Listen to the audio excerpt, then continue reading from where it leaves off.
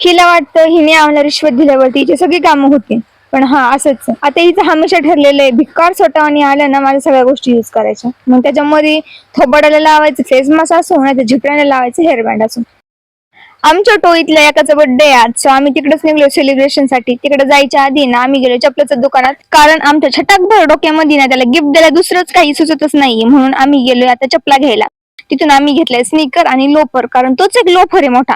त्याच्यानंतर त्याच्या घरी पोहोचलोय आणि आमच्या ह्या छटाक भरायला आहे ना आम्ही आणलेले बुट आणि चपला झाल्यात लूज, म्हणजे याचा पाय आहे छटाक भर आणि त्या चपला आहेत गावभर. त्यानंतर मग काय केक कट करायला बसलोय, तर केक तेवढा झकास आहे ना, केक वरती चॉकलेटच जास्त आहे केक पेक्षा. जमाना बदलतोय आता, तो मूव ऑन होतोय स्नॅप कडं. काही पण प्रोग्राम असला ना आधी स्नॅपच काढावा लागतो. Happy birthday to you. अरे थांब ना भाऊ, भेटणार आहे तुला, पण तू चिंता नको करू बा, एवढं काय त्याच्यामध्ये केकच आहे. आम्ही घरी यायचं म्हणलं ना काकू आमच्यासाठी आधीच खायला बनवून ठेवतात, कारण त्यांना माहिती भुताळी गँग येणार आहे ना, आल्या आल्या यांना खायला वाढावं लागणार आहे. आणि आज तो 2 मेन्यू बनवले होते भोटांनी आमच्यासाठी, कारण पोराचा बर्थडे आहे ना भाऊ आज. अय भाऊ तुम्हाला खायला भेटत नाही काय बाहेर, असंच विचार करीत असेल बरं का हा आमच्याबद्दल.